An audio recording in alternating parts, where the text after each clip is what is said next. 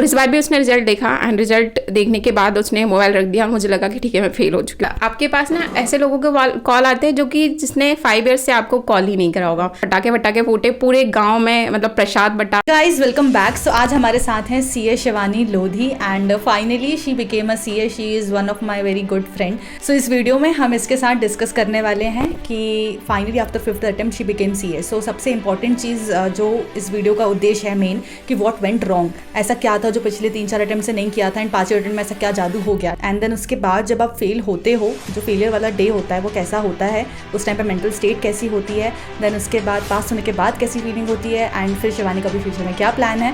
सो ये सारी चीज़ें हम डिस्कस करेंगे आराम से, तो प्लीज़ इस वीडियो के एंड तक बने रहिए। So it was her result day. Then उसके बाद लाइक 3rd अटेम्प्ट था आई थिंक इसका, एंड 3rd अटेम्प्ट में इसका रिजल्ट नेगेटिव आया।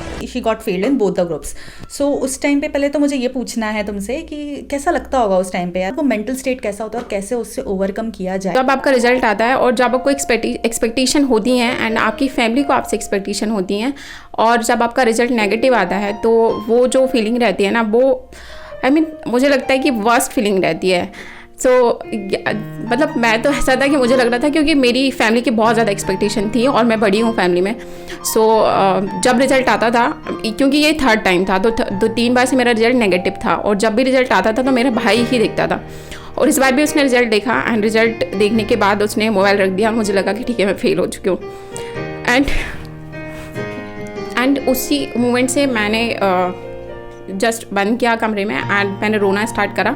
मैं सिर्फ रो जा रही हूँ क्योंकि मुझे लग रहा था अब सब खत्म हो चुका है, अब मैं नहीं पढ़ पाऊँगी। मुझे जितना 100-200% दे सकती थी वो मैं दे चुकी हूँ, अब मैं नहीं दे पाऊँगी। तो मुझे सिर्फ ये लग रहा था कि मैंने क्या कर दिया। मतलब ठीक है, मैंने अपना तो करा बट मैंने फैमिली के लिए कुछ नहीं करा। इस बार भी नहीं कर पाई, मैं फिर से फेल हो गई। मतलब वो जो फीलिंग रहती है वो जो लोग, क्योंकि 80% लोग जो है ना वो सीए में फेल होते हैं, और उस दिन तो बहुत ही बुरा लगता है। और अगर उस दिन संभाल लिया ना, अगर वो सिचुएशन फेस कर ली ना आपने, तो मैं आपको गारंटी आप लाइफ की कोई भी सिचुएशन फेस कर सकते। फिर उसी रात मैंने ना कविता को कॉल किया।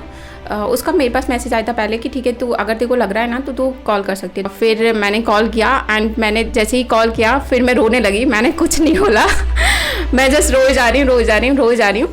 एंड फिर उसके बाद ने बोला कि देख, या तो तू रो सकती है या तो तू पढ़ सकती है, तू प्लान बना ले प्रॉपर और पढ़, उसमें तेरा फ़ायदा है, या तो तू टाइम वेस्ट कर दे 4-5 दिन रो के।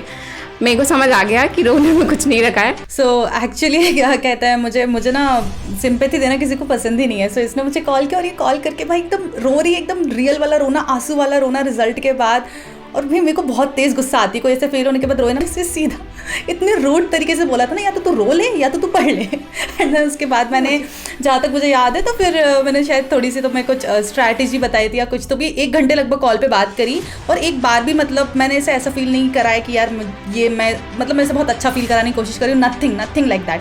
मैंने लाइक एकदम स्ट्रेट फॉरवर्ड एकदम प्रैक्टिकली बात करी थी इससे।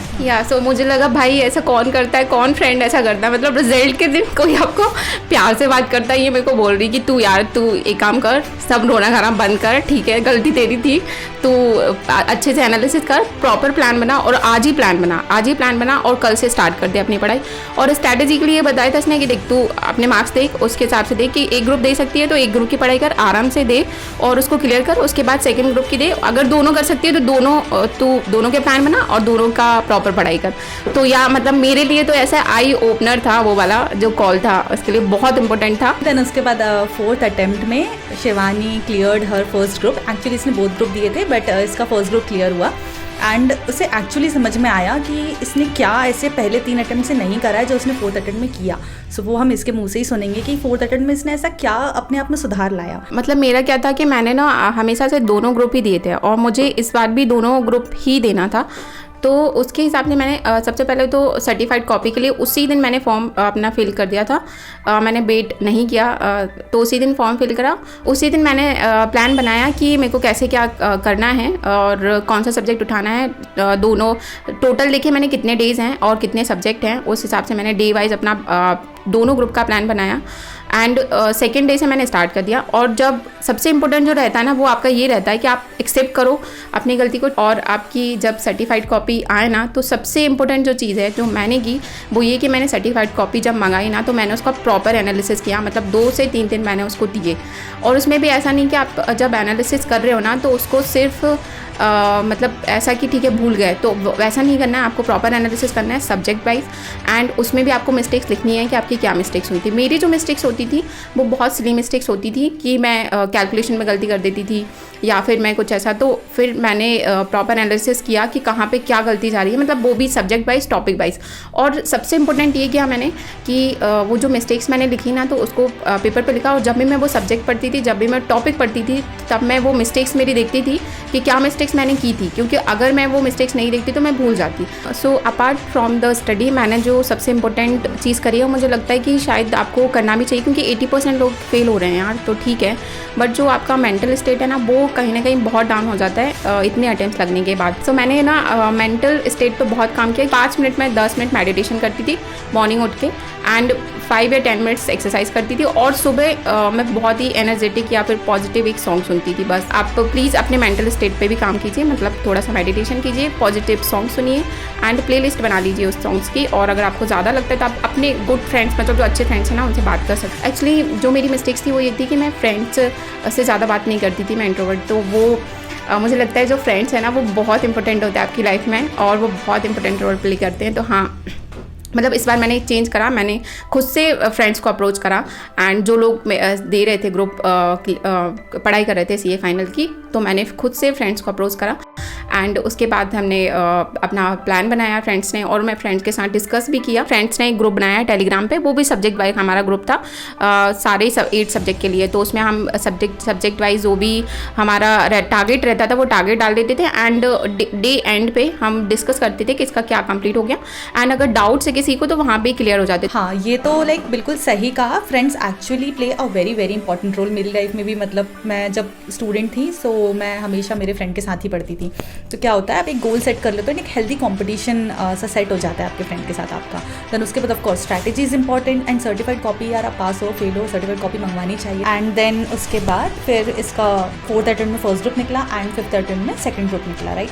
फिर 5th अटेम्प्ट में शी फाइनली बिकेम CA, तो CA साहिबा CA शिवानी लोधी। तो कैसा लगा फिर जैसे ही वो जब पास वाला रिजल्ट देखा? फिर से रोई तुम कि नहीं? पेरेंट्स का क्या रिएक्शन था, और अभी कैसी feeling? I think almost 1 month हो गया है CA बने। अभी भी मैं उसी फीलिंग में हूँ, मतलब वो जो फीलिंग रहती है ना वो मुझे लगता है वर्ल्ड की बेस्ट फीलिंग है। एंड जो आपका डिसीजन है CA करने का वो भी बेस्ट डिसीजन है। तो वो जो फीलिंग रहती है ना वो आपसे ज़्यादा आपकी फैमिली की रहती है। मतलब मेरी मम्मी सीरियसली इतने लोग इतने दिन से वेट कर रहे थे, एंड मैंने जब कॉल किया, मेरी मम्मी साथ नहीं थी, मैंने उनको कॉल पर बताया, एंड वो बस रोज़ आ रही हैं, कुछ नहीं बोल रही हैं। एंड मेरे मतलब 3 घंटे तक ऐसे ही चला कि मुझे लग रहा था पता नहीं क्या हो रहा है। एंड एक्चुअली ये था कि मैंने जो रिजल्ट देखा था वो भोपाल में देखा था, एंड मेरे मम्मी पापा होम टाउन में रहते हैं। देन तभी उनने फटाके फूटे पूरे गांव में, मतलब प्रसाद बटा, लिटरली पूरे गांव में प्रसाद बटा। या वो जो फीलिंग रहती है ना गाइस, वो बहुत अच्छी फीलिंग रहती है। मतलब आपकी फैमिली आपसे ज़्यादा खुश होती है, आपको लगता है आपने पता नहीं क्या कर लिया, मतलब बहुत ज़्यादा अच्छी फीलिंग रहती है। तो प्लीज़ इस दिन के लिए, इस फीलिंग के लिए मेहनत कीजिए, एंड दिल से मेहनत कीजिए, क्योंकि ये सब कुछ वर्थ है, सब कुछ वर्थ है। Actually this feeling is actually worth it. मतलब मुझे तो 1.5 साल हो गया ऑलमोस्ट, बट मैं बता रही हूँ कि वो दिन शायद मेरी ज़िंदगी का बेस्ट दिन था जब मेरा रिजल्ट डे था। और उसके बाद से मैं जो ज़िंदगी जी रही हूँ ना, ये बेस्ट है। लाइक मेरे अंदर से वो फीलिंग कभी जाती ही नहीं है। अपने आप में ना एक बहुत प्राउड सा फील होता है, ऐसा लगता है कि हम कुछ हैं, बहुत कॉन्फिडेंट सा लगता है। और अचानक से ना ऐसा लगता है कि दुनिया तो हमें नोटिस करना स्टार्ट कर दी है। अभी तक हम कहीं अंधेरे में, कहीं कोने में थे, कोई हमें जानता नहीं था, और उसके बाद से ऐसा लगता है कि यार आपके बहुत अच्छे अच्छे कनेक्शंस बन रहे हैं, लोग आपको ऑब्जर्व कर रहे हैं, नोटिस कर रहे हैं, एंड इतनी प्यारी फीलिंग होती है ना। मतलब स्टेटस, पावर, मनी, ये सब तो ठीक है मिलता ही है, ये हर डिग्री से मिलता है, बट उसके बाद एक जो सेंस ऑफ अकम्पलिशमेंट होता है ना, दिस इज़ बेस्ट। लाइक मैं क्या ही बताऊँ, मैं वर्ड्स में डिस्क्राइब कर ही नहीं सकती, जिसने जिया है वो जानता है। आपके पास ना ऐसे लोगों के कॉल आते हैं जो कि जिसने 5 ईयर्स से आपको कॉल ही नहीं करा होगा। सो फाइनली अब हम प्रेजेंट में आ जाते हैं। सो 1 महीना हो चुका है, and I think CA campuses चल रहे हैं, एंड कैंपस में इसका HDFC बैंक में सिलेक्शन हो गया है। सबसे पहले तो मैं ये पूछना चाहूँगी कि डज अटेम्प्ट मैटर, क्योंकि ठीक है तुम्हारे IPCC में भी अटेम्प्ट है राइट, एंड देन उसके बाद फाइनल्स में भी अच्छे खासे अटेम्प्ट्स हैं, तो तुम्हें क्या लगा अंदर से कैंपस देते वक्त या इंटरव्यू देते वक्त कि लोगों का क्या रिएक्शन होता है अगर हम अटेम्प्ट बताते हैं? कोई पूछता भी है क्या हमसे कि कितने अटेम्प्ट लगे CA बनने के बाद? सो मुझे जो लगता है ना कि अटेम्प्ट्स आपके इतने मैटर नहीं करते हैं, एंड ठीक है थोड़ा बहुत मैटर करते हैं फर्स्ट जॉब के लिए, बट उसके बाद तो बिल्कुल भी मैटर नहीं करते हैं। एंड फर्स्ट जॉब में भी कैंपस में भी कुछ जो कंपनियां हैं ना सिलेक्टेड, वो ही आपके अटेम्प्ट्स देखती हैं, बाकी तो आपके अटेम्प्ट्स नहीं देखती हैं। ये सिर्फ डिपेंड करता है आपके इंटरव्यू पे, आपके नॉलेज पे एंड आपके आर्टिकलशिप पे। The next question is, as you said you have offer letter of HDFC bank, so are you going to join that, और मतलब क्या है तुम्हारे फ्यूचर प्लान? तो मैंने जो सोचा है कि ठीक है बैंकिंग मेरे पास ऑफर है, बट एज सच मुझे इतना इंटरेस्ट नहीं है बैंकिंग में। सो मुझे जो इंटरेस्ट है वो ये है कि मैं जिस एरिया से बिलोंग करती हूँ वहाँ पे 95 to 99 जो हैं वो फार्मर हैं, and I am also daughter of farmer. So वो जो एक लाइन है, मतलब मैं उस एग्रीकल्चर सेक्टर में बेसिकली काम करना चाहती हूँ। एक और चीज़ मैं बताना चाहूँगी, like I feel so proud right now for her. Actually she is from Hindi medium, so उसने स्कूलिंग भी हिंदी मीडियम से करी है एंड फाउंडेशन भी हिंदी मीडियम से दिया था, then CA inter English medium से दिया, एंड CA फाइनल में क्या हुआ, इसने कुछ सब्जेक्ट्स हिंदी मीडियम में चुने, for example the theory subjects auditing and law इसने हिंदी मीडियम से किया एंड बाकी इंग्लिश मीडियम से किया। सो ये भी एक ऑप्शन पॉसिबल है, मतलब मुझे नहीं पता था कि CA फाइनल में आप सब्जेक्ट वाइज भी चूज़ कर सकते हो। आई थिंक इधर देर इज हिंदी मीडियम और there is English medium, but उसने प्रैक्टिकल सब्जेक्ट इंग्लिश से किए एंड देन उसके बाद थ्योरी सब्जेक्ट्स हिंदी से किए, so that was also very beneficial. And auditing में she got 59 marks, like 59 marks in audit is actually an achievement, मतलब सिर्फ 1 मार्क और आता तो एग्जामिशन आ जाती है ऑडिट में। सो मैंने इसकी सर्टिफाइड कॉपीज भी देखी। सो इसमें इसने क्या किया था कि कुछ आंसर्स इसने हिंदी में लिखे एंड कुछ जहाँ पर इसको सुटेबल लिखा वो उसने इंग्लिश में लिखे। कहीं कहीं तो ऐसा भी है कि इंग्लिश में हेडिंग डाली एंड हिंदी में उसने एक्सप्लेनेशन लिख दिया, so that is also acceptable. ठीक है, और इसमें लाइक अगर 4 मार्क्स का क्वेश्चन है तो उसको 4 आउट ऑफ 4 मिले हैं, so that is actually very amazing and it was like something जो मुझे नहीं लगता बहुत सारे लोगों को पता होगा। सो अगर आपको बहुत ज़्यादा प्रॉब्लम होती है ना इंग्लिश में, this is for all the Hindi medium students, you can do this thing also. ठीक है, आप हिंदी ऑप्ट करके किसी भी सब्जेक्ट में हिंदी में आंसर्स लिख सकते हो, और अगर आप इंग्लिश में कंफर्टेबल तो इंग्लिश में भी लिख सकते हो। So this is also acceptable and I think campuses में कहीं पर भी कोई वो डिस्क्रिमिनेशन नहीं है कि आपका कौन सा मीडियम था या उसके बेसिस पे कोई कंपनी आपको सिलेक्ट नहीं करी। It's just your communication skill should be good. ठीक है, आपकी इंग्लिश में आपको बोलना आना चाहिए इंटरव्यू के वक्त, दैट्स इट।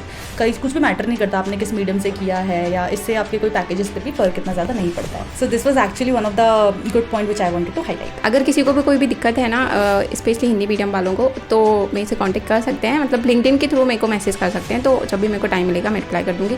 जो एक बात मैं बोलना चाहूँगी ना कि कविता का जो यूट्यूब चैनल था ना, उसने मेरे को रियली हेल्प करा है। मतलब ये मेरा ऐसा नहीं है, ये प्रमोशनल नहीं है, ऐसा कुछ नहीं बोला मैंने, ऐसा कुछ नहीं बोला इससे बोलने के लिए एक्चुअली। सीरियसली मतलब मैंने ना लिटरली सारी जो इंटरव्यू वाली वीडियो थी वो मेरे को बहुत हेल्प करी है। उसके बाद जो इंग्लिश वाला एक डला था ना, वो एक्चुअल में इन्हें जो बताया कि प्रैक्टिकल वे की आप सीरीज़ देखो ना, आप उसके थ्रू कर सकते हो, तो वो वाला बहुत हेल्प किया। और एक CA जर्नी में इन्हें एक लाइन बोली थी जो मुझे दिल से बहुत हिट करी थी कि आप CA बनोगे, ठीक है 21-22 में बनते हो ना, तो आप अपने माँ बाप के लिए, अपने पेरेंट्स के लिए बहुत कुछ कर सकते हो, बट अब 25-26 में बनोगे तो आप उसके बाद शादी करने के बाद क्या होगा। सो वो जो एक लाइन थी ना, वो मेरे को बहुत हिट करी, तो प्लीज़ आप सब्सक्राइब कर सकते हैं एंड बहुत अच्छे कंटेंट ये देती है, तो thank you Kavita. Thank you so much यार, आई नेवर नो कि मतलब क्या कहते हैं इतनी लाइन्स, मतलब मेरी इतना ध्यान से सुन रखा था और उसको याद है अभी तक, क्योंकि वो CA जर्नी वाली वीडियो आई थिंक बहुत ज़्यादा पुरानी हो चुकी है। So thank you so much, मुझे बहुत अच्छा लगा कि तुमने मेरी इतनी वीडियोस देख रखी हैं। Okay guys, so let's end this video here and thank you so much Shivani for coming here and I am really very proud of you and all the very best for your future. So if you like this video then please like this video and please subscribe for more such content. Thank you so much for watching.